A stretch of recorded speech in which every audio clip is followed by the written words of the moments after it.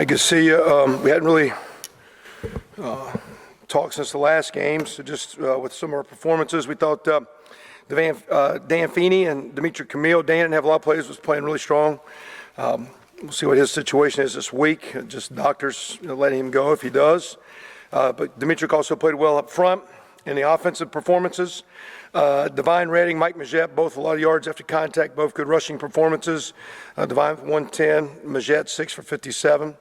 Mitchell Page and Nick Westbrook were both good in the perimeter, 6 catches, and Mitchell had 5 knockdowns in the perimeter. Westbrook had 3 and the 2 big touchdowns. Defensively, Ralph Green played really well, had a sack, 2 quarterback knockdowns, graded at 88%. Was solid. Marcus Oliver's 8 tackles and a forced fumble, really good. Tony Fields, 4 tackles, 1 assist, 2 pass breakups. He was 7 of 9 out of opportunities. When you got a chance to make a play and really making it, it's playing well for us. And Rashard Fant didn't get a lot of action, but when he was 2 for 2 in pass breakups, those guys were well. Kicking game, our punt team let us down. We're working hard to correct that. First week it was our field goal, so we got to be complete in all phases. So we're working hard there. Didn't have a lot of kickoff return. Our kicker was very solid. Mitchell did a great job kicking him out. I thought the field goal before the half by Mitchell Page was really, really good. Players of the game, Divine Redding on offense, Marcus Oliver on defense, Griffin Oakes as the specialist. Our scout players of the week were Alex Rodriguez and Ryan Watercutter, 2 upper-class guys. A-Rod's been awarded a scholarship of former walk-ons, and Jake Attar is doing a nice job. And so I thought that was a solid performance. Played the first 3 quarters good. I don't know if we had a lull. I think we probably played like our fans and just left in the fourth quarter, it looked like. But the first 3 quarters, we were good. We were up 30-0, and so I liked the way we played. We just, we had them down 30-0, second 9, and we had some second-team guys in their defense. We let it play out and got a drive going, got a field goal.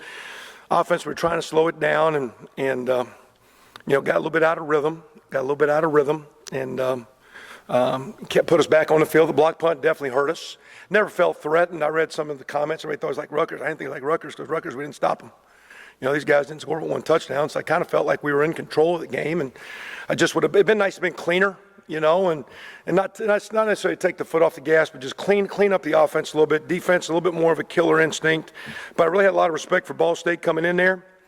And I thought they played solid game. And for the most part, we were really, really pretty solid, and we just got to finish. We finished both halves in our first 2 games good. We finished the first game, fourth quarter, really good. This last one, for a reason, just play calling, execution, all phases. It could be better. Going into Wake Forest, they're coming in 3-0. They just played Delaware last week. Totally dominated that game. I think going into the fourth quarter, they'd given up 2 first downs. And you can say it's an FCS opponent, but, the Big Ten has a rule you can't play FCS teams. But for some reason, a couple teams are playing them, and look at the scores of those games because we've lost a couple. Those are good teams, and there's only, I think, 6 undefeated matchups this week in Power 5.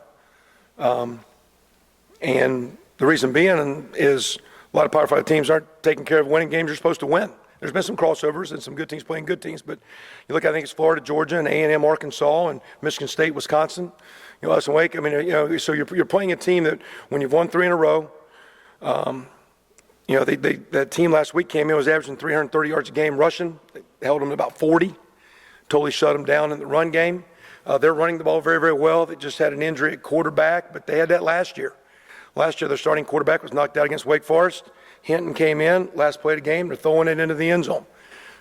This year, I guess Kendall got hurt his knee to some degree. So now, John, they're fortunate to have 2 good quarterbacks. So that we'll see how their quarterback situation plays out. But they've got a good team. And I say that because, to me, it's the second time we've played this team, but it's 5 years in a row I've seen them. Because in 2013, we opened up early with Bowling Green, which meant we studied the 2012 Bowling Green team, which was Coach Clausen's team. So we watched the 2012 season, getting ready for the opener, and then we played Bowling Green. And then we played Wake last year, 2015. With that early, we watched the 2014 Wake Forest team. So we've studied this team for 5 years. We've seen them play a lot of football. Their defense, Coach Echo's defense, is extremely stout, extremely strong against the run, pressuring the quarterback. They were at Bowling Green. It's been a coach that I've respected in the way they've played. Had my eye on him as a coach for a long time. Thought he's just an awesome coach. His kids play hard. You look at the way Louisville's playing. I think last year their Louisville game was, 1917? They played them late in the year. They go toe-to-toe with those guys. Now, I know it's the next year, but still the same quarterback. I guess that guy's gotten better, and I'm sure he has. But, you watch those guys play, shut out Clemson in the second. Hey, watch them how they play against us last year. I mean, they basically have what was their second-team quarterback, Kendall, who actually won the job this year.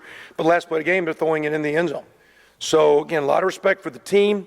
Know the school well because I grew up down there, so that's kind of neat. But it's really about this year's team and their team. I think they're a solid team, great on defense. They're playing great in the kicking game. Their kicker's going to kick it about 8 yards deep. They've had 2 punters. The guy last week had a 49-yarder. They're great in the kicking game. They've taken care of the football, and they're playing team football, and they've had 3 really good team wins. I think we've had 2 good team wins. So I think it's 2 teams that match up. It's going to be on BTN. Should have a great crowd. I encourage our fans to stay with us and stay behind us all the way down the stretch because it's got a chance to be a stretch game. And when you get in these, our last 6 games, we've won 4 and we've lost 2 in double overtime. So why don't we hang around for 4 quarters and see what happens, have a lot of fun, and make this an exciting atmosphere. I know we have a big crowd starting out. We want to play well down the stretch. And I think Wake comes in as a good team. I think it's a good matchup. We've had a good off week of practice. We've had a couple of injuries that are kind of public with some guys, but we're as healthy as we've been. A lot of guys are getting back. We've practiced really, really good. And we're going to need a good week because I think Wake comes in as a stout team, and then we roll straight into 9 Big Ten games. So it's getting ready to get real and get serious. And I think our guys are looking forward to the challenge. It'll be a big game and a good week. Talk about, I guess, studying the offense as often as you have. What changes between Wolford? How much maybe does change, and how much is just kind of scheme and they adapt? Well, they both run. Probably Kendall's a little bit more of a dynamic runner. And you might emphasize that run skill because he's more of maybe a home run threat at quarterback or a big play threat. But in every game, and even last year, I mean, Wofford is a solid runner, and they're going to run. They'll run him. He probably spins the ball a little bit more, so there's a little bit more pass. So it's the same offense. I think the emphasis goes a little bit more from not maybe as much zone read or triple option kind of stuff they do, with a little bit more maybe run pass. But at the same time, again, we saw Kendall last year. He threw the ball well down the stretch. We got to tighten our pass D up. So I think they'd say the schemes stay similar, but things they emphasize are a little bit different because one guy is probably a little bit more of a guy that runs, but a little bit more throw guy. They're still going to run the ball because they're going to rely on good defense and good kicking. And the ability of both teams to run the ball and stop the run, no matter, that's always been the gist of a lot of games. If you make those big passing game plays, it's easy, Zach, but it's running and stopping and run, and that's the way we always start, and that's kind of the way they start too. You guys watched the first 2 games on offense. What kind of things did you see with the issues when you kind of fall down or kind of spun your wheels a little bit? Yeah, just some negative plays that get you 2nd and 12. Just this lack of execution. Maybe sometimes we could be a little bit more aggressive and play calm, but then you're worried about getting behind chains. So we just, when we bogged down, we've had something like last game. We had several plays that were tackled for loss, and we didn't protect the quarterback very well. And this team gets after the quarterback the best of any team we played, and we'll see this continuing with the guys we've got coming. So the negative play, getting us behind chains, 30, 35, 40, 40-yard line area has got us. Yeah, he has a concussion protocol deal. I just saw him at lunch. I mean, I've been.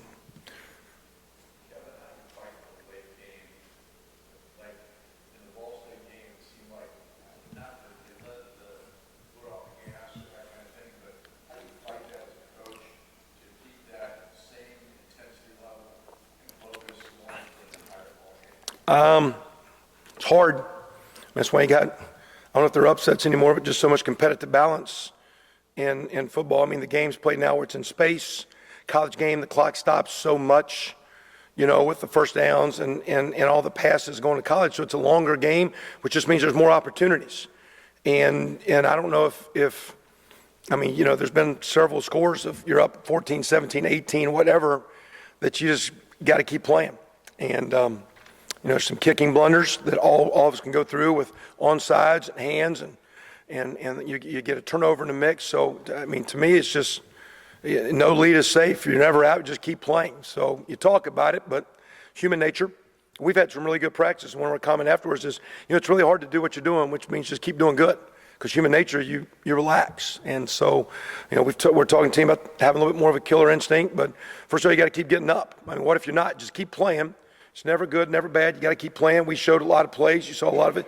Examples this week of guys making foolish plays, dropping the ball before they scored. We showed an example of a game the other day. It was two highly ranked great teams, and there was a defensive score, and 30 yards behind the play, there was a personal foul.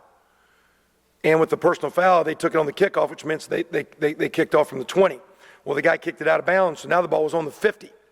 And 2 plays later, they scored, and that defensive score was negated.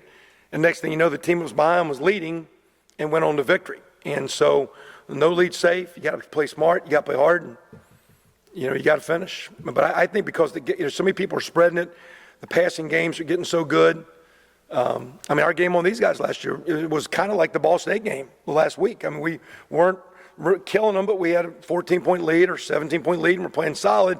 Next thing you know, they got the ball, and they're chunking end zone trying to tie it up. So you just got to keep playing. And victory's hard. That's why, I saw a comment from an ESPN guy that, hey, I want to be the first one to say, Wake and Indiana were undefeated. I want to be the first guy to say that. Well, it's because there ain't a lot of people do that. It's hard to win games because it's playing good every week, overcoming mistakes, and staying hungry and staying humble. It's human nature. It's human beings. And our sport has the greatest number of human beings, and it's getting all those elements to work together. So it's a challenge for every coach. How do you prepare your guys, especially the young players, haven't been through it mentally, for a 10-game run here, starting in the third quarter? Big Ten East is 2. It's going to be demanding. So how do you prepare them for that? Well, again, I think, the way we came out of our summer, and we've had we put a lot of thought. I think I did the preseason schedule about 40 times, trying to figure out when to take days off, when to go, and you always got to be adaptable and adjustable. That great line you show me a coach that has a recruiting coach or a recruiter that has a schedule, and I'll show you not a good recruiter because you got to adjust. So, but we put a lot of planning on how we want to practice and then adjust. And so we put a lot of time in how we thought to be at our best to try to win those first 2 games, but also be ready for the long haul because we thought we could have overdone it too soon. And we didn't want to take this past week totally off. We also didn't want to overwork. Shoot, if you win games, you're doing things right. But we put a lot of thought. I think our kids have bought in. I think our kids are having fun at practice. A couple of you guys get out there and see it. They're having fun at practice. They're practicing hard. There's a lot of energy. And that's pretty good. And, I've got some old guys. Like, you got some old walk-on guys like Alex Rodriguez should be playing more. He's a very talented guy, but he's in a competitive situation. He's winning your scout team player of the game. You got old guys buying in. TJ Simmons is coming off a bum knee where he's not really playing yet. He's got a redshirt year, but we're trying to just get him. But he's practicing full going to scout team. He came to the other day. He's a coach on the punt team. Let me tell you something about a snapper I think would help us. So, when Chase Dutra and Ralph Green didn't play the first week, they might have been our 2 best practice players. And when you got guys like that practicing hard, they're buying in. So then as a coach, you're not pulling teeth at practice. You can kind of, I think our guys are embracing the process, understand our process, and it's going to be challenging, but college football is. And I think our guys are up for this week and the weeks to come. And we're going to have bumps and bruises. We're going to have injuries. We'll overcome that the best we can. We're going to keep playing. But I think our team has bought in to the new strength coach, the new defensive staff, and what's going on and the way we're trying to play as a team. And we're not great yet, but we're trying to become a stronger and better team each week. And we're working hard to do that. I heard more talk, you originally said you thought he'd be back on sort of Big Ten play. I know this is a week early, but is it possible he can get out there Saturday? He's no different than Dan. We're waiting for the doctors to clear him. So he's practicing. He's clear for practice. And, it's not my call. It's those guys determine that. I got yelled at years ago when our running back was sitting on the bench because he was sick. It wasn't my call. He couldn't go. And so I got a great running back sickling, and we did beat Missouri and our rival with a good running back on the bench because he had sickle cell. So the doctors will control when Cameo can play. He's practicing, but it's their call. Assuming out, is there a guy or group of guys in receiving that you guys are trying to get maybe more in the mix this past week? Well, the thing is, again, you got Rick, played a lot of ball. Donovan Hill's coming on good, really good in practice, needs some game confidence. Looks really good and made a nice catch in the first game, but got a chance, very talented. He's just still young at the position. Nick is doing solid. It's over 100 yards a game. He's one of the top guys in the conference in receiving yardage, so it ain't like, we're broken there. Luke Timian's played out there. We'll get Camion going at those spots, and he can come in the backfield, move him around. And the way the defense is played, we actually here today, and I don't know if it'll be, it's an answer, but in time if we need it. He's not done well off the field or just in confidence, but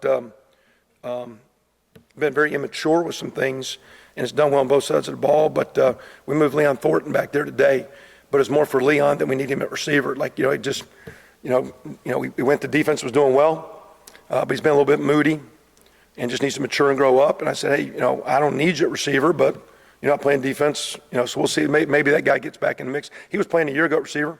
I thought that we need him at DB. Played great over there. Was playing great. Actually had him playing some safety. He's looked great, but he's been immature. He needs to grow up a little bit. But I thought part of his immaturity might be frustration. I said, where do you want to play? Just like Chris Covington, where do you want to play? He said, I want to play receiver. I said, well, come on back. No guarantee you're going to play. So, but maybe that helps out a little bit.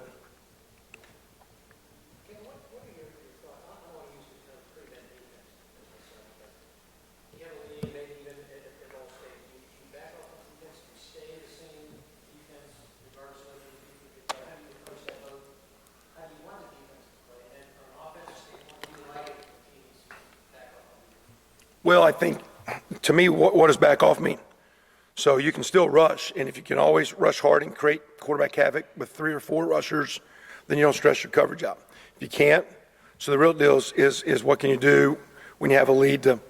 And if you're saying you have a lead, you think a team might be a little bit more one-dimensional to just make the quarterback work and make him work in coverages, but also make him feel the rush. And without being cheap, you try to get hits on the quarterback with sacks or your clean plays on him where he feels the rush. So if you can drop 8 and 3 guys can affect the quarterback, that's what you'd love to do. Can you have three guys that can rush?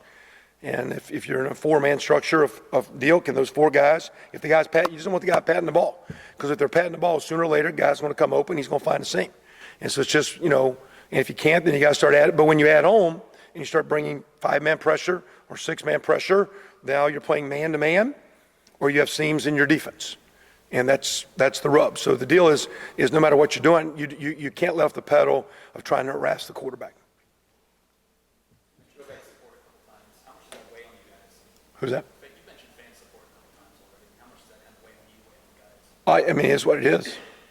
So we just talked about you got to create your own energy. I just think our team's close. We're not a long way to go, but I think we're playing good. We got good fans.